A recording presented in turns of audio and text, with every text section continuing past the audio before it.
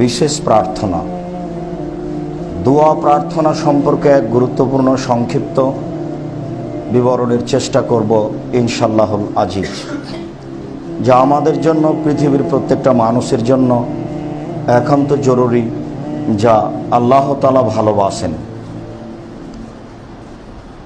আল্লাহ তাআলা এ মর্মে বলেন, ওয়াইদা সাআলাকা ইবাদি আন্নি,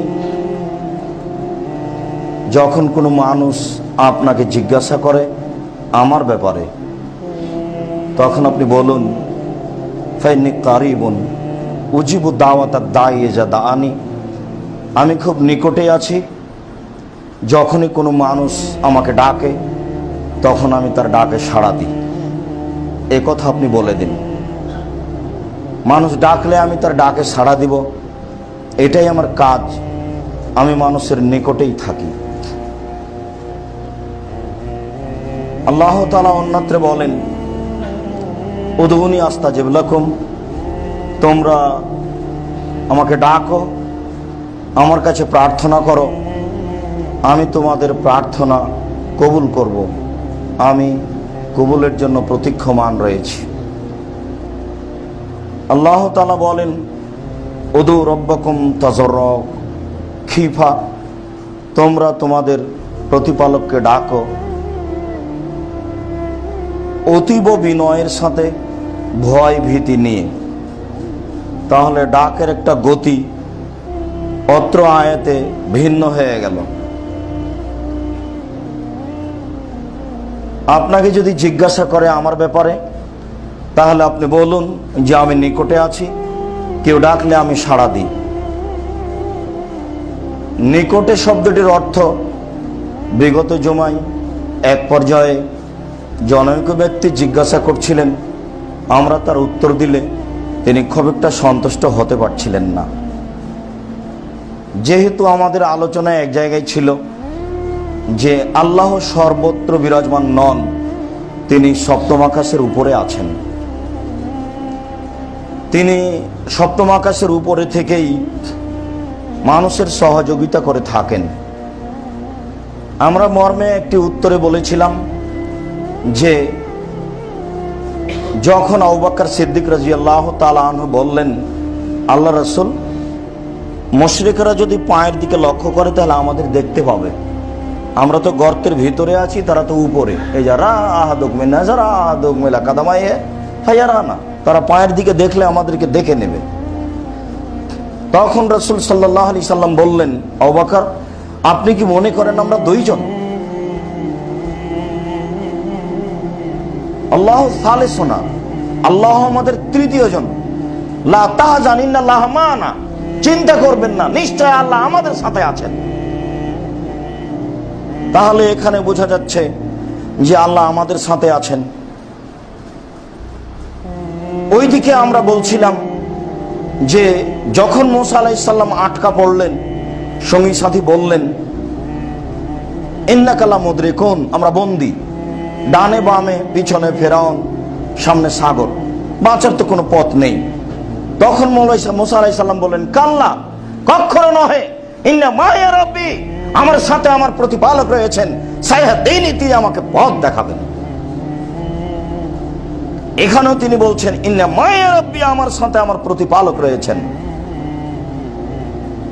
তাহলে যে আমরা বলছি যে ইস্তাওয়া আলাল আরশ, আল্লাহ তাআলা সপ্তম আকাশে তার আসনে আসীন হলেন আকাশ সৃষ্টি করার পরে। আবু হুরায়রা রাদিয়াল্লাহু তাআলা আনহু বলেন, রাসূল সাল্লাল্লাহু আলাইহি সাল্লাম বলেছেন, আনজাল রাব্বুনা তাআলা ইলা সামাই দুনিয়া হিনা ইয়াবকা সুলুসুল লাইলিল আখিরা, আমাদের প্রতিপালক সপ্তম আকাশ থেকে প্রথম আকাশে নেমে আসেন যখন রাতের 3 ভাগের 2 ভাগ পার হয়ে যায়। তাহলে তিনি সপ্তম আকাশ থেকে প্রথম আকাশে নেমে আসেন, তাহলে অবস্থান তার সপ্তম আকাশে। আয়াতও তা বলছে, হাদিসেও তা বলছে, কিন্তু কিছু আয়াত প্রমাণ হচ্ছে যে আমার সাথে আছে। তো এখন আমার সাথে বলতে যদি প্রত্যেকের সাথে ধরে নি, তাহলে এই কথা ধরতে হবে যে যতজন মানুষ ততজন আল্লাহ, নইলে সাথে হয় কি করে? তাহলে আপনার সাথে, তা আপনার সাথে আল্লাহ তো আমার সাথে, এইটা হয় কি করে? আরেকটা আমার সাথে মানে তাহলে দেখতে পায় না, তাহলে নিরাকার। ভুল পথে চললে অনেক বিপদ আসবে, তাহলে নিরাকার মেনে নিতে হবে। তাহলে নিরাকার হয়ে সবার সাথে আছে, এইভাবে ধরতে হবে। তো ওই সময়তে যে বলা হলো যে বিচারের মাঠে আল্লাহ 7 আকাশ 7 জমিন হাতে ধরে বলবেন, আইনাল জাব্বার আইনাল মুতাকাব্বির, স্বৈরাচারী স্বেচ্ছাচারী কোথায়? আনা মালিকুল আমলাক, আমি রাজাধিরাজ। বিচার আজ হবে। ওই সময়ে যখন তিনি বলবেন জাহান্নামকে, জাহান্নাম তুমি কি পূর্ণ? তখন জাহান্নাম বলবে আর কি কিছু আছে? তখন তিনি তার পা জাহান্নামে ঢুকিয়ে দেবেন। নিরাকার হলে পা হয় কি করে? আকার আকৃতি আছে, এ কথাও চূড়ান্ত। কার মতো মানুষ জানে না, এ কথাও চূড়ান্ত। তার মতো তিনি সপ্তম আকাশের উপরে থাকেন, এ কথাই চূড়ান্ত। তাই মানুষ বলে উপরওয়ালা জানছে। এই দানিখানি করো না গো, উপরওয়ালা দেখছে, এটা সবাই বলে। হিন্দু, মুসলমান, বৌদ্ধ, খ্রিস্টান মানুষ মাত্রই বলে থাকে এ কথা। অতএব মানুষের সাথে থাকে তার সহযোগিতা, তার সাহায্য, দয়া, রহমত, এটাই ঠিক। তাই আল্লাহ তাআলা বললেন, আপনাকে যদি জিজ্ঞাসা করে আমার ব্যাপারে, আপনি বলুন আমি নিকটে আছি, আমি ডাকলেই সাড়া দিব। পৃথিবীর মানুষ তোমরা ডাকো, আমি ডাকলেই সাড়া দিব। পৃথিবীর মানুষ তোমরা অতীব বিনয়ের সাথে, অতীব সংগোপনে আমাকে ডাকো, মনে ভয় ভীতি নিয়ে। আল্লাহ তাআলা বলেন, অযকুর রাব্বাকা তাযাররু খিফা, তোমরা তোমাদের প্রতিপালককে ডাকো অতীব সংগোপনে, ভয় ভীতি নিয়ে। দুনাল জাহরে মিনাল কওলে, নীরবে সরবে নয়।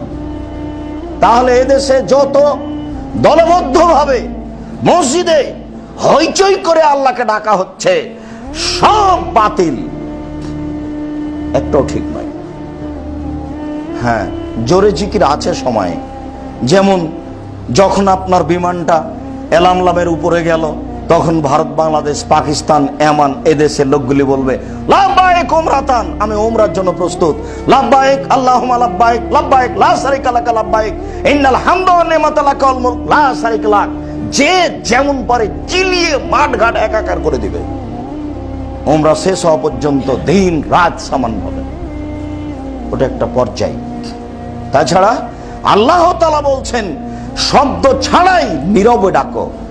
ইজনাদা রাব্বাহু নিদান খাফিয়া, যখন জাকারিয়া আলাইহিস সালাম তার প্রতিপালককে অতীব সংগোপনে চুপে চুপে ডাকলেন, তিনি বললেন যে তোমার কাছে ডেকে মানুষ নিরাশা হয় না, এ কথা ঠিক। আর আমার কাছে ছেলে পাবো আমি, এরকম কোনো গতি নাই, এ কথাও ঠিক। কেন? আমি বৃদ্ধ, আমার হাড় দুর্বল হয়ে গেছে। ও এমরাতি, আর আমার স্ত্রী বন্ধা, বাচ্চা দিতে পারে না। আমার স্ত্রীও বন্ধা, সে একজন বৃদ্ধা, আমি একজন বৃদ্ধ। এই বয়সে আমার একটা ছেলের প্রয়োজন, এটা হয় কি করে? তোমার কাছে চাইলে আবার নিরাশা হয় না, এটাও ঠিক। উভয় পথে আছি আমি, তবে নিরাশা যেহেতু হয় না, কাজে বললাম একটা ছেলে দাও। বললেন কেন? যখনই ঢুকলেন মারিয়ামের কাছে, দেখছেন অসময়ে রাজশাহীর ফজলি আম, ওখানে ফজলি আম ছিল না, আমার কথায় ভুল ধরিয়েন না, মানে অসময়ের ফল। তখন বললেন, মারিয়াম কি ব্যাপার, এই ফল কোথা থেকে? তখন উনি বললেন যে মিনিন্দিল্লাহ, এটা আল্লাহর পক্ষ থেকে। তখন তিনি বিশ্বাস করলেন, অসময়ে যদি আল্লাহ এখানে ফল দিতে পারেন, আমার অসময়ে আল্লাহ বাচ্চাও দিতে পারেন, এটা অসম্ভবের কিছু নেই। যখন ফেরেশতা আসলেন ইব্রাহিম আলাইহিস সালামের বাসায়, তখন ইব্রাহিম আলাইহিস সালাম বাসা মেহমান দেখে তিনি তো আর বুঝতে পারেননি যে ফেরেশতা। ইব্রাহিম আলাইহিস সালাম এত বড় নবী হওয়ার পরে গায়েব জানেন না। যারা বলছে নবী গায়েব জানেন, তারা বড় বেকায়দায় আছে, বড় নিরুপায়। তো উনি খুব মেহমান ভালোবাসতেন। মেহমান দেখার সাথে সাথে ভিতর দিকে গেলেন, বললেন, মেহমান রান্না বান্না যাই থাক, আমাদের মতো তোর অত আইটেম বানা লাগে না, একটা গরু জবাই করে ওকে আগুনে পুড়িয়ে নিয়েছে উপস্থিত, এই যে খান। মেহমান তো হাত বাড়ায় না, তিনি মনে মনে ভয় পাইলেন। ওই সময়ে নীতি ছিল, যদি দস্যু আসতো ডাকাত তাহলে দাওয়াত খেত না, আগে অন্যায় করতো তারপরে। তিনি ভাবলেন যে কেমন হয়ে গেল। তখন মেহমান বলছেন, ভয় করবেন না, আমরা ফেরেশতা, আমরা দুইটা কাজ নিয়ে এসেছি। লূত আলাইহিস সালামের সম্প্রদায় এবং তার স্ত্রীকে ধ্বংস করবো এই জন্য এসেছি, আর আপনাকে একটা সন্তান দিব এই জন্য এসেছি। যেমন সন্তানের সংবাদ দিব এই কথা বলেছেন, তেমনি পাশে তার স্ত্রী বৃদ্ধা সারা দাঁড়িয়েছিলেন। একবারে গালের উপরে হাত মারতে মারতে থাবড়াতে থাবড়াতে সামনে এসে বলছেন, এটা হচ্ছে তাদের গতি, উল্টা কথা হলে এরকম করতেন। একই কথা তিনি বলছেন, বলেন কি? ওয়া বালি আজুজুন, আমার স্বামী বৃদ্ধ, আমি বন্ধা, এই বয়সে সন্তান হতে পারে কি করে? তখন মেহমান বলছেন, জি আল্লাহ এভাবেই করেন, তার এটা শক্তি, করে থাকেন এভাবে। গাল থাপড়াতে থাপড়াতে চিৎকার করে এসে বলছেন, এটা হয় কি করে? আমি বন্ধা, আমার স্বামী বৃদ্ধ, এই বয়সে সন্তান, এটা হয় কেমন করে? তখন মেহমান বলছেন, এইভাবে আল্লাহ করে থাকেন। সম্মানিত মসজিদের মুসল্লি, দোয়া প্রার্থনা করতে হবে দিন রাত, সব সময়, সময়ে সময়ে। আল্লাহ তাআলা এখানে বললেন বিল গুদি ওয়াল আসাল, সকালে সন্ধ্যায়, বিশেষভাবে অতীব সংগোপনে ডাকার সময় সকালে সন্ধ্যায়, বিশেষভাবে রাতের 3 ভাগের 2 ভাগ পার হলে, যা সময়ে বলছি। অত্র হাদিসে সপ্তম আকাশ থেকে প্রথম আকাশে নেমে এসে আল্লাহ তাআলা নিজে বলেন, মায়াদুনি ফাস্তাজিব লাহু, কে আমার কাছে দোয়া প্রার্থনা করে ডাকে, আমি তার ডাকে সাড়া দিব। মায়াসালুনি ফাউতিয়াহু, কে আমার কাছে কিছু চাই, যে যা চাই আমি তাকে তাই দিয়ে দিব। মায়াস্তাগফিরুনি ফাগফির লাহু, কে আমার কাছে ক্ষমা ভিক্ষা চাই, আমি তাকে ক্ষমা করে দেব। বিবরণে দোয়া প্রার্থনার বিষয়টি রয়েছে। আনাস রাদিয়াল্লাহু তাআলা আনহু বলেন, রাসূল সাল্লাল্লাহু আলাইহি ওয়াসাল্লাম বলেছেন, ইয়াসআলু আহাদুকুম রাব্বাহু হাজাতাহু কুল্লাহা, তোমাদের প্রত্যেক ব্যক্তি তার প্রতিপালকের কাছে সবকিছুই চাইবে, তার জীবনে যা প্রয়োজন। তোমাদের প্রত্যেক ব্যক্তি তার প্রতিপালকের কাছে তার সবকিছু চাইবে, যা প্রয়োজন।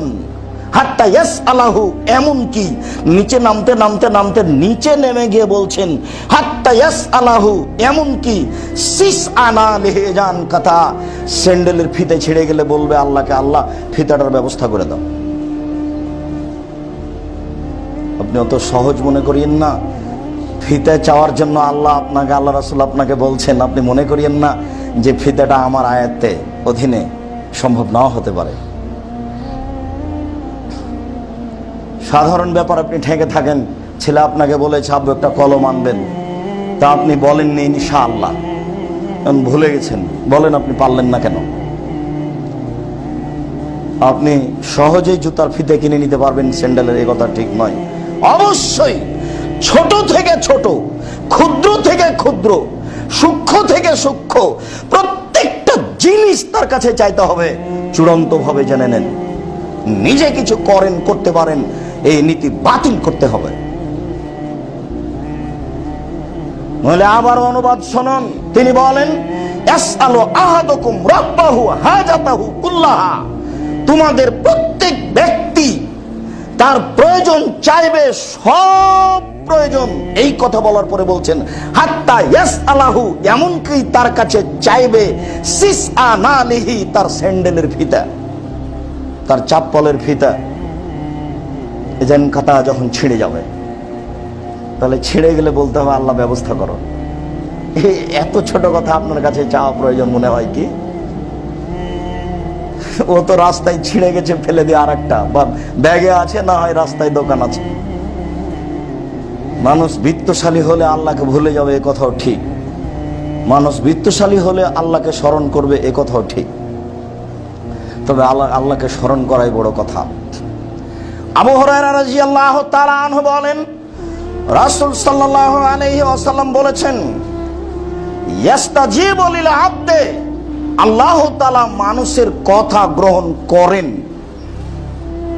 মালাম ইয়াদুবে ইসমিন ওয়ালা কাতএ রাহমিন, যখন দোয়াটা পাপের থাকে না, তাহলে পাপের দোয়া মানুষ করবে। চুরি করার জন্য বলবে আল্লাহ অন্তত এই চুরি করার কাজটা আমাকে সহযোগিতা করো। আর জেনা তো দিন রাত মানুষ বলছেই। 3 নম্বর শ্রেণীর বোকা পুরুষ নারী বলছে যে প্রেম কি পাপের কাজ? তাহলে বলছে কেন? তাহলে পাপের জন্য মানুষ দোয়া করবে।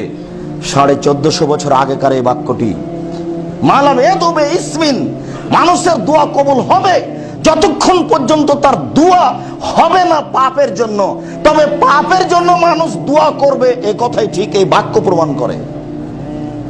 আরেকটা দোয়া কবুল হবে না, বলা কাতে রাহমিন, সম্পর্ক ছিন্ন করা, ওর সাথে চলবো না। আপনাকে শতদিন বলেছি, ভাই ভাই মারামারি করে এক ভাই এখান থেকে চলে যাবে, তখন বলছে যে আমার ভাগটা আমার ভাইয়ের কাছে বিক্রি করে যাব না, এমন মানুষের কাছে বিক্রি করব ও যেন একে গুতা মারতে পারে। মানুষ আচরণে নিচে নেমে গেলে ধ্বংসের দোয়া করে। তাই রাসূল সাল্লাল্লাহু আলাইহি ওয়াসাল্লাম বলছেন, অবে কাতে রাহমিন, আত্মীয়তার সম্পর্ক ছিন্ন করার দোয়া যদি দিন রাত করে লাভ হবে না, ওটা কবুল হবে না। যেমন আপনাকে আমি বলছিলাম যে মানুষের দোয়া কবুল হয়, তবে যদি মানুষের পাপের সম্পর্ক থাকে তাহলে তার দোয়া কবুল হবে না। অবৈধ সম্পর্কের বিবরণে মনে আছে যে মানুষের দোয়া কবুল হবে দিন রাত।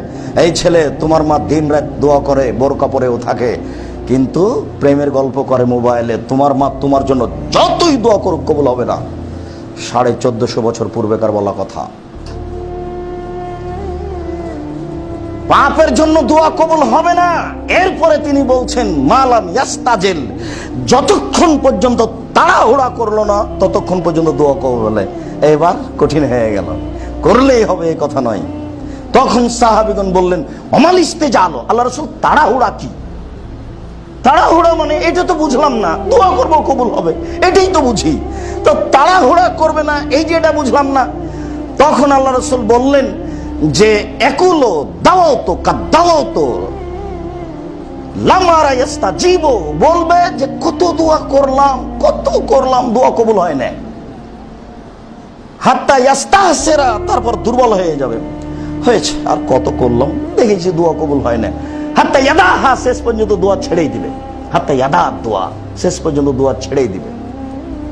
তাহলে দোয়া কবুল হয় না বলে নিরাশা হওয়া যাবে না, মরা পর্যন্ত দোয়া করতে হবে। ভুলে যাচ্ছেন কেন? মুসা আলাইহিস সালাম এক থাপ্পড় দিয়ে লোকটা মেরে ফেলে মরা পর্যন্ত বললেন রব্বি ইন্নী যালামতু নাফসি ফাগফিরলি, আমি পাপ করেছি তুমি আমাকে ক্ষমা করো। এর পরেও বিচারের মাঠে গিয়ে বলবেন যে কাদ গাজিবা আলাইয়া রাব্বি, আমার প্রতিপালক আমার প্রতি রাগ করেছেন, মা গাজিবা মিন কাবল ওয়ালা বাদ, এরকম রাগ তিনি পরেও করবেন না, পূর্বেও করেননি। নাফসি নাফসি, আমার যে কি হয় তা আমি নিজেই জানি না, আমি একটা মানুষকে এক থাপ্পড় দিয়ে মেরেছিলাম। যদি আজকে জিজ্ঞাসা করেন আপনি দোয়া করার ব্যাপারে এত তাড়াহুড়া করছেন কেন? 40 বছর থেকে পাপের জন্য বন্ধের দোয়া করেছি, দেখি ওটাই হয়। কতগুলো পাপের দোয়া সহজে বন্ধ হয় না। আব্দুর রাজ্জাক সাহেবের কথা শুনে, আলেম ওলামার কথা শুনে কত যে আল্লাহকে বললাম যে সিগারেটটা ছেড়ে দেবো, জর্দা ছেড়ে দেবো, না 10 দিন পরে দেখি আবার যা ছিল তাই। কত যে আল্লাহকে বললাম যে আর কোনোদিন মোবাইলে প্রেমের গল্প করবো না, না দিন পারই হয়নি, দেখি রাতে আবার গল্প করছি। নির্জনে একাই থাকলে শয়তান হাজার হাজার পাশে আছে, আপনি দেখতে পাচ্ছেন না শয়তানকে? খুব কঠিন জিনিস, স্পষ্ট শত্রু। এই জন্য দোয়া করলেন 30 বছর 40 বছর 50 বছর যাবত, তারপরেও দোয়া কবুল হয় না। একটা বিষয়ে চিরদিনের জন্য রাসূল সাল্লাল্লাহু আলাইহি ওয়াসাল্লাম না করে দিয়েছেন, তাড়াহুড়ার কিছু নেই, কখন দোয়া কবুল হবে এটা ভাববার কিছু নেই। আপনি দিন রাত আপনার বিষয়টি পেশ করতে থাকেন। জাবের রাদিয়াল্লাহু, আবু দারদা রাদিয়াল্লাহু তাআলা আনহু বলেন রাসূল সাল্লাল্লাহু আলাইহি ওয়াসাল্লাম বলেছেন দুআউল মুসলিম লি আখিহি বেগাইরে বেজাহারিল গায়ব, একজন মুসলিমের দোয়া আরেকজন মুসলিমের জন্য অন্তরালে আড়ে মুস্তাজাবাতুন, দ্রুত কবুল হয়। এই জন্য মানুষকে বলতে হয়, ভাই একটু আমার ছেলে মেয়ের জন্য দোয়া করিয়েন, ভাই একটু আমার জন্য দোয়া করিয়েন, আমি খুব কষ্টের মধ্যে আছি, বিপদের মধ্যে আছি, এ কথা বলবেন। আর আপনারও উচিত, আমরা উচিত যে মানুষের জন্য মানুষ দোয়া করবে। আল্লাহ রাসূল বলছেন, একজন পুরুষ নারী আর একজন পুরুষ নারীর জন্য অন্তরালে আড়ে অন্য স্থানে দোয়া করবে, এটা দোয়া কবুল হবেই। তিনি বলছেন কেন? যখন দোয়া করে তখন তার মাথার পাশে থাকে মালাকুন মুআক্কাল, নির্ধারিত ফেরেশতা।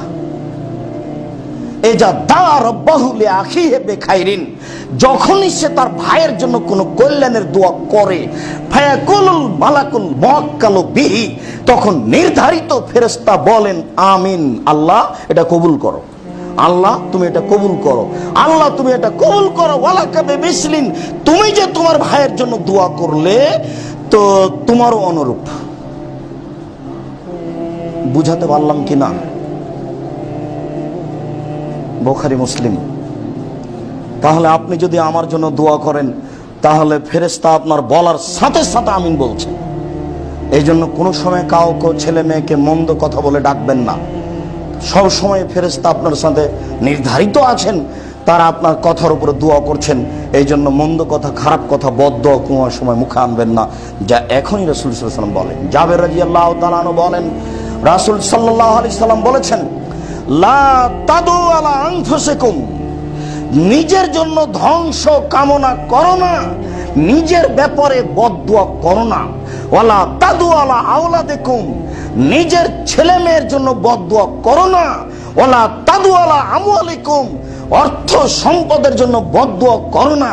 কি যে টাকা পয়সার ঝামেলা, এইসব ধ্বংস হয়ে আর যাক, কত ঝামেলা লেগে গেল, এই কথা বলবেন না। কি করলাম আল্লাহর কাছে কোনো টাকা পয়সায় দেখি না। পয়সা পাতির ব্যাপারে কোনো সময় মন খারাপ করে কথা বলবেন না। তিনটি কথা তিনি বললেন। তিনি বললেন, কখনো তোমরা নিজের ব্যাপারে মন্দ মন্তব্য করো না, কখনো তোমরা ছেলে মেয়ের ব্যাপারে বদদোয়া করো না, কখনো তোমাদের অর্থ সম্পদের ব্যাপারে মন্দ কথা বদদোয়া করো না। কেন? রাসূল সাল্লাল্লাহু আলাইহি ওয়াসাল্লাম বলেন, লা তুওয়াফিকু মিনাল্লাহি সাআতান ফায়ুসালু আতিয়া, যখনই তুমি কোনো কথা বলো সেই সময়টি এমন একটি সময় তুমি বলে ফেললে, ফায়াস্তাজিবু লাকুম, ওটা কবুল হয়ে গেল। মন্দ কথা বললেন কেন? আর এখন আজীবন পয়সার চিন্তা ভাবনা করে পয়সা আর বাড়বে না, এভাবে আপনি বললেন কেন? এখন আর দিন রাত দোয়া করে ছেলের জন্য বদদোয়া করেছেন, এটা আর ফিরে নাও আসতে পারে। একবার উল্টে গেলে সেটাকে আর ফিরে নিয়ে আসা সহজ, খুবই কঠিন। এই জন্য রাসূল সাল্লাল্লাহু আলাইহি ওয়াসাল্লাম বলছেন, সাবধান, কখনো এই কথা মুখ দিয়ে বের করবে না। ফেরেশতা ওখানে আছে, তোমার বলার সাথে সাথে তারা কবুলের কথা বলছে, সেটা কবুল হয়ে গেল, তুমি বিপদে পড়ে যাও। আবু হুরায়রা রাদিয়াল্লাহু তাআলা আনহু বলেন, রাসূল সাল্লাল্লাহু আলাইহি ওয়াসাল্লাম বলেছেন, আদ-দুআউ হুল ইবাদা, দুআই ইবাদত, দুআই প্রার্থনা, দুআই ইবাদত। এই বিষয়ে আপনাকে সোচ্চার সাবধান থাকতে হবে। আপনি দিন রাত দুয়ার পিছনে লেগে থাকুন, এটাই মূলত দোয়া। দুয়াই মূলত ইবাদত, দুয়াই মূলত প্রার্থনা, দুয়াই মূলত আল্লাহকে ডাকা, যেটা আল্লাহ চাচ্ছেন। বারবার বলছেন যে তোমরা আমাকে বলো না, আমাকে ডাকো, আমি তো তোমার পাশে আছি, আমাকে কিছু বলো, এটা তিনি চাচ্ছেন।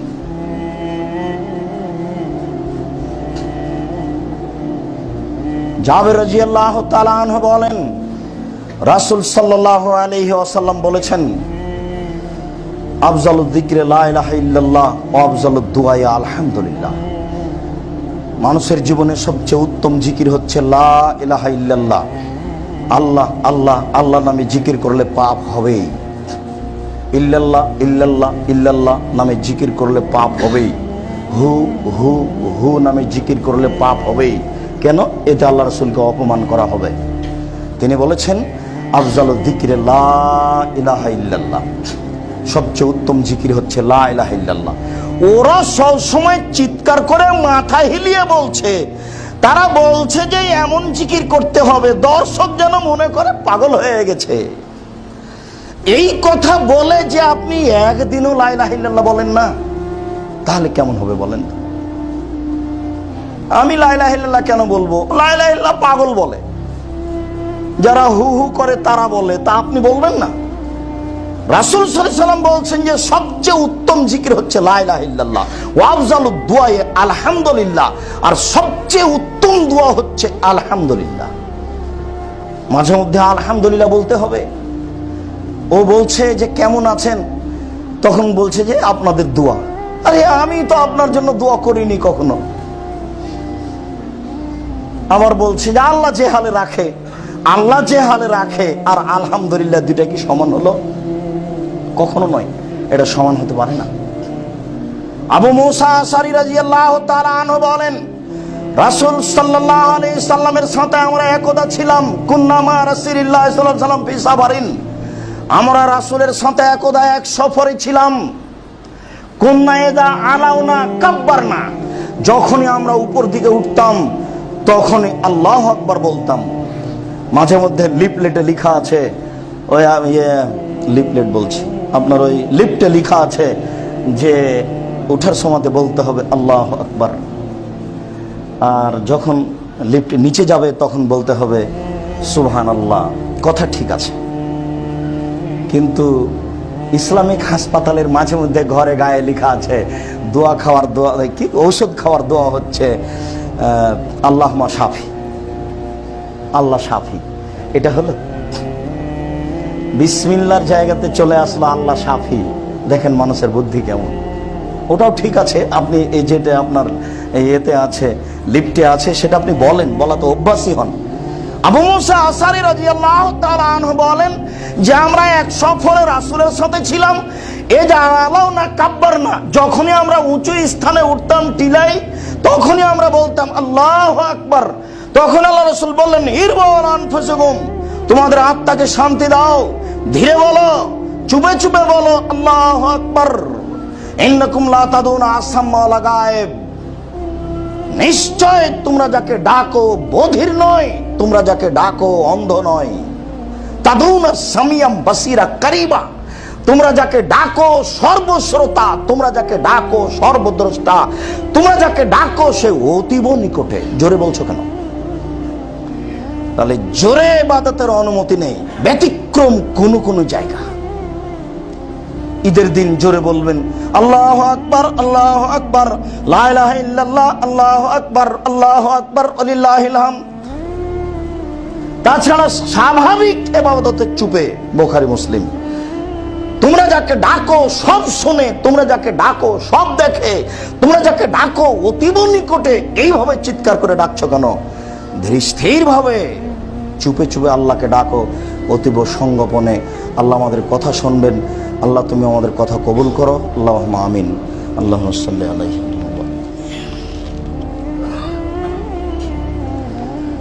আলহামদুলিল্লাহ ওয়াহদা ওয়াসসালাতু ওয়াসসালামু আলা মান লা নাবিয়্যা বাদা।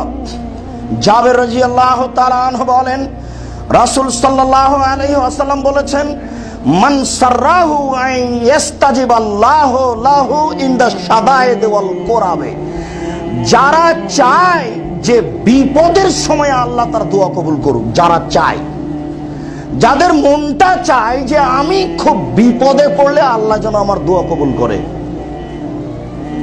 তো তারা ফায়াদুল্লাহ ফায়ুকাসসিরু দুআ ফির রাখায়ে, তাহলে ভালো অবস্থায় বেশি বেশি দোয়া করতে হবে। বুঝাতে পারলাম কি না? কেউ যদি চায় যে বিপদে আমার দোয়া কবুল হোক, তাহলে তার উচিত হবে যখন ও বিপদে পড়েনি তখন বেশি বেশি দোয়া করা। বিপদে যখন পড়েনি তখন তো মানুষ ফ্রি। কে বুঝে যে আল্লাহ এত বলা লাগে, এত ডাকা লাগে? মানুষ বিপদে পড়েই বললে আল্লাহ বাঁচাও, বিপদ ছাড়া তো বলে না। বিমান যদি নড়ে উঠে জোরে তাহলে আল্লাহ বলে, যদি নৌকা জোরে নড়ে উঠে তাহলে আল্লাহ বলে, আর যদি ভূমিকম্প হয় তাহলে 7 তলা থেকে নিচে লাফ দিয়ে নেমে আর মুখে আল্লাহ বলে। বিপদের সময় মানুষ আল্লাহ বলে, কিন্তু বিপদের সময় আল্লাহ বলে লাভ হবে না। যদি যখন আপনি সপদে নিরাপদে ছিলেন তখন আল্লাহকে বেশি বেশি ডাকেন, তাহলে মুখটাই থাকবে লেসানুন জাকির, সব সময় আল্লাহকে ডাকা, তাহলে হবে। আবু হুরায়রা রাদিয়াল্লাহু তাআলা আনহু বলেন, রাসূল সাল্লাল্লাহু আলাইহি ওয়াসাল্লাম বলেছেন, দুআ তো জিন্নুনে এজা দাআ রাব্বাহু ওহুয়া ফি বাতনিল হুতে। মাছওয়ালার দোয়া, যখন মাছওয়ালা তার প্রতিপালকের কাছে প্রার্থনা করলেন তখন তিনি মাছের পেটে। মাছওয়ালার দোয়া, মৎস্যওয়ালার দোয়া, যখন মৎস্যওয়ালা মাছের পেটে তখন তিনি বললেন, লা ইলাহা ইল্লা আনতা সুবহানাকা ইন্নী কুনতু মিনাজ জালিমিন।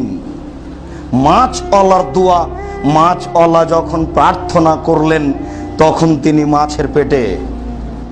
মালাম ইয়াদু মুসলিম ফি শাইইন ইল্লা ইস্তাজাবা লাহু।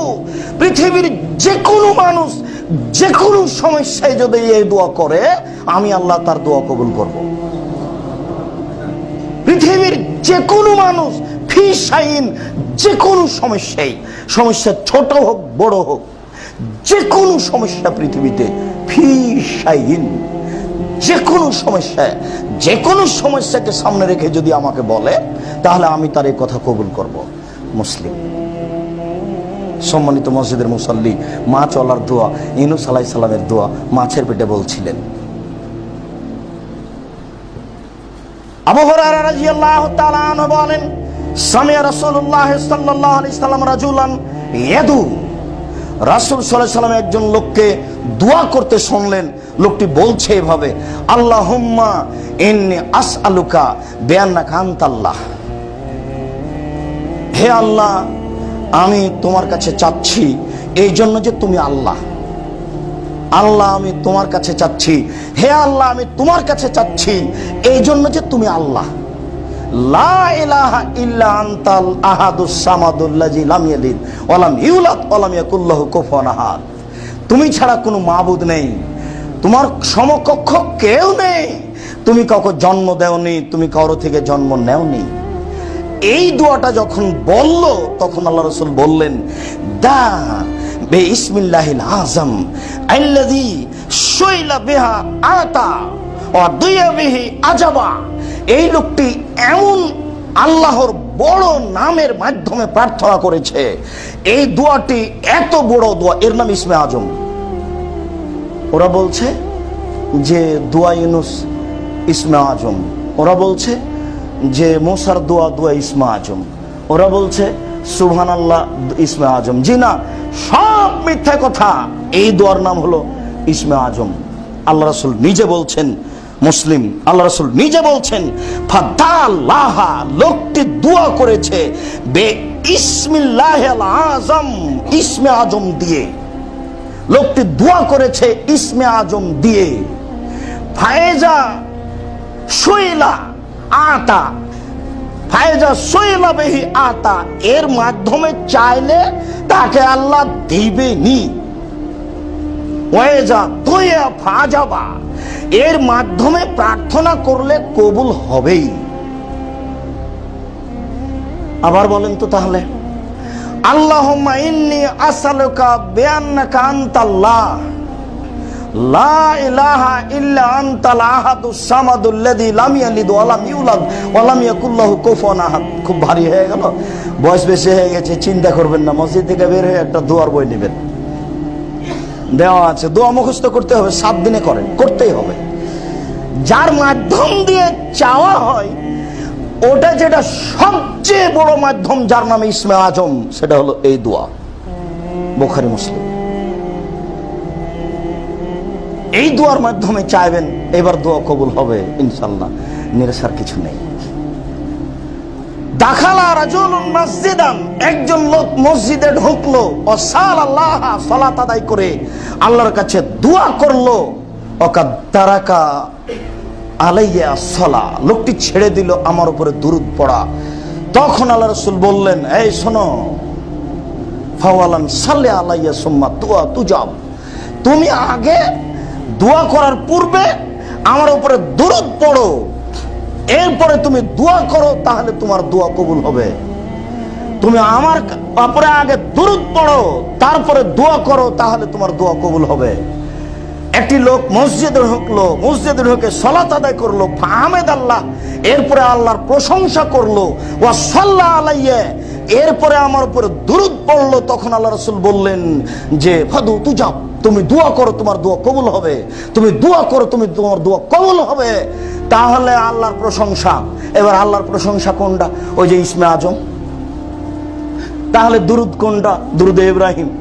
ভুলেও কোনোদিন আবার আল্লাহুম্মা সাল্লি আলা সাইয়্যিদিনা মাওলানা নাবিয়ানা মুহাম্মদ বললেন না, এটা দুরূদ নয়।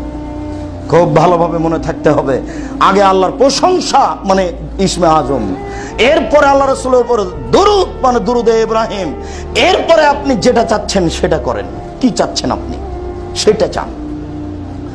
উমামা বাহিনী রাদিয়াল্লাহু তাআলা আনহু বলেন, রাসূল সাল্লাল্লাহু আলাইহি সাল্লামকে জিজ্ঞাসা করা হলো আইয়ুদ্দুআ আসমা, আল্লাহ রাসূল বলেন তো সবচেয়ে কোনটি কোন সময়ে বেশি দোয়া কবুল হয়, সবচেয়ে বেশি দোয়া কবুল হয় কোন সময়ে?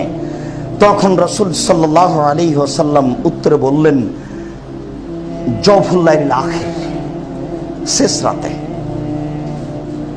রাতের 3 ভাগের 2 ভাগ যখন পার হয়ে যাবে তখন উঠে 2 রাকাত সালাত আদায় করে আল্লাহকে বলেন, এইটা হলো সবচেয়ে বেশি দোয়া কবুলের সময়।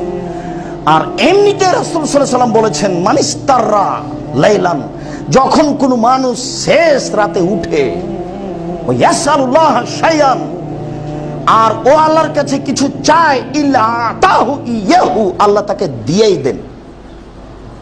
যখন সে কিছু চায় শেষ রাতে উঠে, তখন যে বিষয়ে চায় সেটা আল্লাহ তাকে দিয়েই দেন।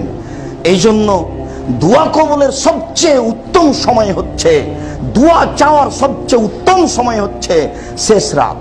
তারপরে তিনি বললেন ও দুবরা সালাতিল মাকতুবা, ফরজ সালাত সময়ের পরে। এই জন্য তো হুজুর বলেছেন, এই যে হাদিস আছে ফরজ সালাতের পরে দোয়া কবুল হয়। আব্দুর রাজ্জাক সাহেব তো বললেন যে দুবরা সালাতিল মাকতুবা, ফরজ সালাতের পরে। আর আমরা তো দোয়া বলতে বুঝে নিয়েছি হাত তোলা। দেখেন তো এতক্ষণ পর্যন্ত যে আমি বলে আসছি, তো কোন জায়গাতে হাত তোলার কথা বলছি কি? হাত তোলার বিষয়টা আছে, আমরা সময় ইনশাআল্লাহ তার বিস্তারিত বিবরণ দেব। বহু জায়গাতে হাত তোলার হাদিস আছে, 42টা আমাদের অবগতিতে সহিহ আছে হাত তুলে দোয়া করার, 42টে। তার 16টা স্থান উল্লেখ করা আছে আইনে রাসূল সাল্লাল্লাহু আলাইহি ওয়াসাল্লাম দোয়া অধ্যায় বইয়ে। পড়েন কি না? যদি না পড়েন তাহলে তো আমাদের পরিশ্রম সার্থক হবে না, পড়তেই হবে।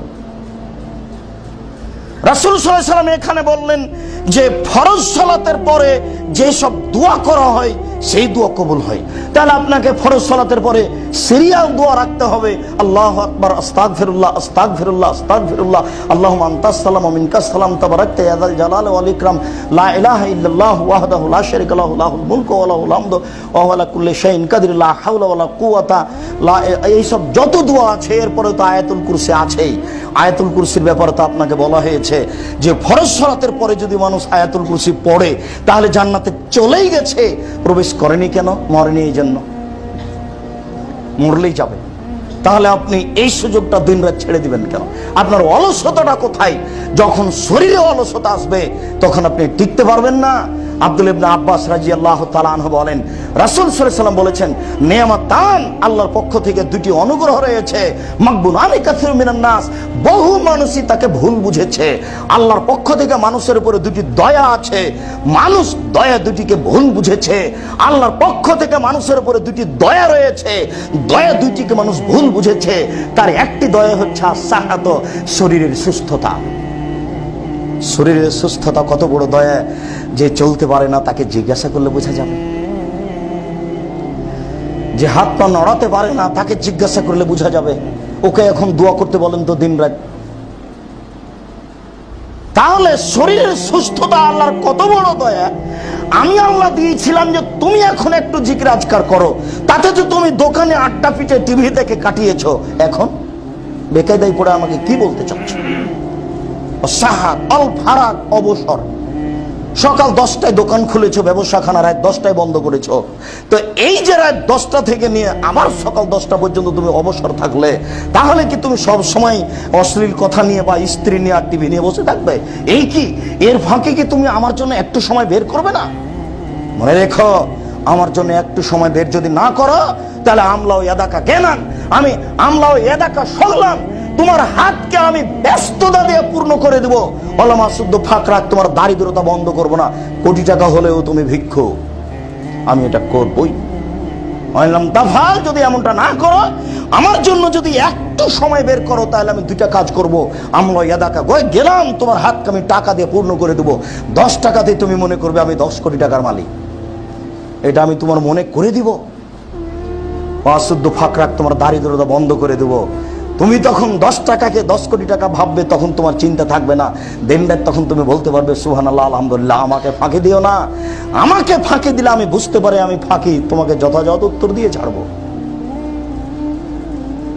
আবু হুরায়রা রাদিয়াল্লাহু তাআলা আনহু বলেন, রাসূল সাল্লাল্লাহু আলাইহি ওয়াসাল্লাম বলেছেন, আলা, সাবধান থাকো, ইনি নহিত আরাকলাল কোরআন রাকেন ও সাজেদান, আমাকে রুকু এবং সিজদায় কোরআন মাজিদ পড়তে নিষেধ করা হয়েছে।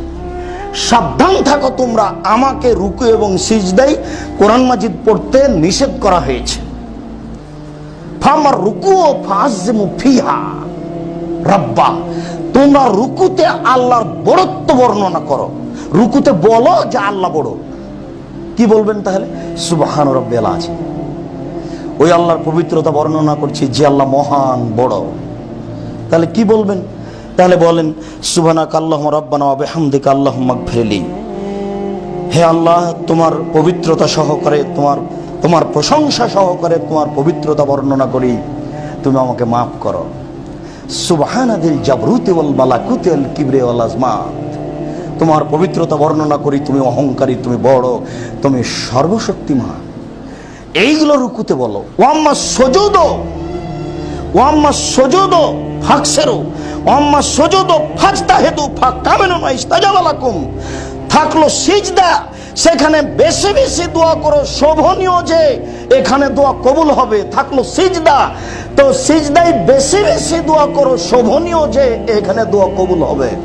আবু হুরায়রা রাদিয়াল্লাহু তাআলা আনহু বলেন, রাসূল সাল্লাল্লাহু আলাইহি সাল্লাম বলেছেন, আকরাবুন নাস মা ইয়াকুনুন নাসু মিনাল্লাহি ওয়া হুয়া সাজিদ, আল্লাহর নিকটে হয় মানুষ সবচেয়ে বেশি যখন মানুষ সিজদা করে।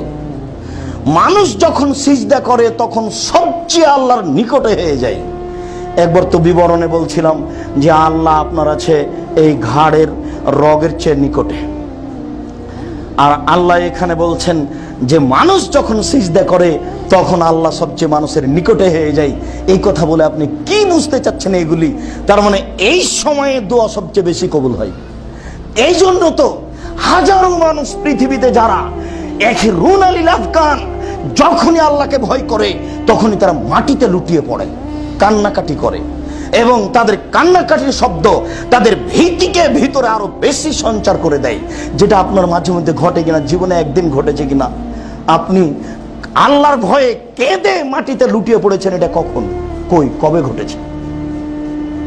সময় তো শেষ হয়ে গেল, দেখতে দেখতে বাপ দাদা মা খালাফুফু তো চলে গেছে, আমি প্রতীক্ষমান রয়েছি। সময়ের তো খবর বলা যায় না।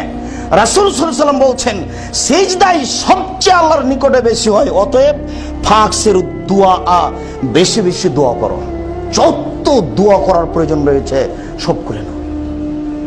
রাসূল সাল্লাল্লাহু আলাইহি সাল্লাম বললেন, মানুষ সালাতের মধ্যে আল্লাহর প্রশংসা করার পরে তাকে ফায়াদুলাহু, সে যে দোয়া করবে, মা ইউখাইয়ুলাহু, তার জন্য যেটা পছন্দ। সম্মানিত মসজিদের মুসল্লি, আমরা দোয়ার ব্যাপারে বিস্তারিত বিবরণ দিব আরো ইনশাআল্লাহ। এই পর্যন্ত যা বলতে চাচ্ছি তাতে হলো এই যে মানুষ এইসব জায়গাগুলিতে দোয়া করলে আল্লাহ তাআলা বেশি দোয়া কবুল করবেন। বিশেষভাবে আপনার সিজদার সময়তে মানুষ আল্লাহর সবচেয়ে বেশি নিকটে হয়। এখানে একটি কথা উল্লেখ থাকে যে রুকুতে কোরআন মাজিদ পড়া নিষেধ, সিজদায় কোরআন মাজিদ পড়া নিষেধ। তাহলে সিজদায় আপনি কোরআন মাজিদের আয়াত ছাড়া আপনি হাদিসের দোয়াগুলি পড়ুন। তবে রব্বানা আতিনা ফিদ দুনিয়া হাসানাতাও ওয়া ফিল আখিরাতি হাসানাতাও ওয়া কিনা আযাবান্নার, এটি কোরআন মাজিদের আয়াত। হাদিসে যখন এই দোয়াটি এসেছে তখন এই দোয়ার পূর্বে আল্লাহুম্মা লাগিয়ে দেওয়া হয়েছে। যখন আপনি বলবেন আল্লাহুম্মা রব্বানা আতিনা ফিদ দুনিয়া হাসানাতাও ওয়া ফিল আখিরাতি হাসানাতাও ওয়া কিনা আযাবান্নার, তখন এটার কোরআন মাজিদের আয়াত থাকবে না। আপনি আল্লাহুম্মা লাগিয়ে শুধুমাত্র এই দোয়াটি আল্লাহুম্মা লাগিয়ে আপনি সিজদায় পড়তে পারেন। এছাড়া যত দোয়া আপনার মুখস্থ আছে হাদিস থেকে সব আপনি সিজদায় পড়েন। এবার সালামের বৈঠক, পরের বুখারী মুসলিমের বিবরণে সালামের বৈঠকে আপনার যত কোরআনের দোয়া মুখস্থ আছে, যত হাদিসের দোয়া মুখস্থ আছে সব আপনি পড়েন। রাব্বির হামহুমা কামা রাব্বায়ানি সাগীরা, রাব্বিক ফিরলি ওয়ালি দাই ওয়ালিমান দাখালা বাইতা মুমিনুন ওয়াল মুমিনিন ওয়াল মুমিনাত, আর আল্লাহ মাগফিরনি বিহালালিক না হারামিক, যত দোয়া আছে। আবু হুরায়রা রাদিয়াল্লাহু তাআলা আনহু বলেন, রাসূল সাল্লাল্লাহু আলাইহি সাল্লাম বলেছেন, খায়রুদ দুআয়ে দুআয়ে ইয়াউমে আরাফা, সবচেয়ে উত্তম দোয়া হচ্ছে আরাফার দিনের দোয়া। ওয়া খায়রু মা কুলতু ওয়া আল আমবিয়া মিন কাবলি, সবচেয়ে উত্তম দোয়া যেটা আমি বলেছি, সবচেয়ে উত্তম দোয়া যেটা আমার পূর্বে পৃথিবীর সকল নবী বলেছেন, লা ইলাহা ইল্লাল্লাহু ওয়াহদাহু লা শারীকা লাহু লাহুল মুলকু ওয়া লাহুল হামদু ওয়া হুয়া আলা কুল্লি শাইইন কাদির। দিন-রাত বলুন, আল্লাহ রাসূল এটা আরাফার সাথে খাস করে দেননি।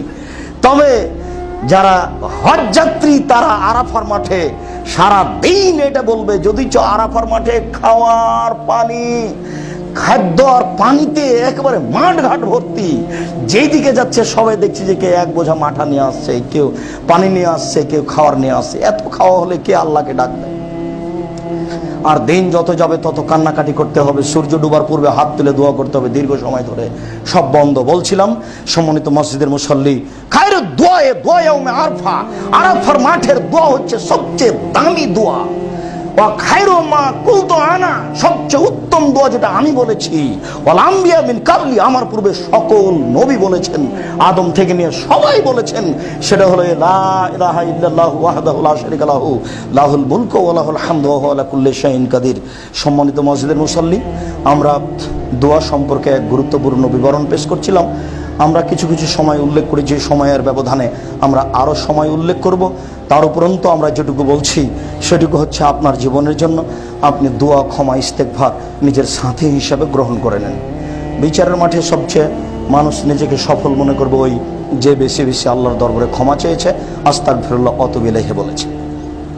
রাসূল সাল্লাল্লাহু আলাইহি ওয়াসাল্লাম বলেছেন, মানুষের জন্মের পর থেকে নিয়ে মরা পর্যন্ত যদি দোয়া প্রার্থনা করে, বিচারের মাঠে যখন দেখবে তার দোয়া প্রার্থনার পরিস্থিতি, তখন সে বলবে, কি করলাম জীবনে, অল্প কয়েকটা কথা আল্লাহকে বলেছি, এত অল্প কথা আল্লাহকে বললাম, আবার যদি ফিরে যেতে পেতাম তাহলে পুরো জীবনটা দোয়া দিয়ে, ক্ষমা দিয়ে, ইস্তেগফার দিয়ে পূর্ণ করে দিতাম।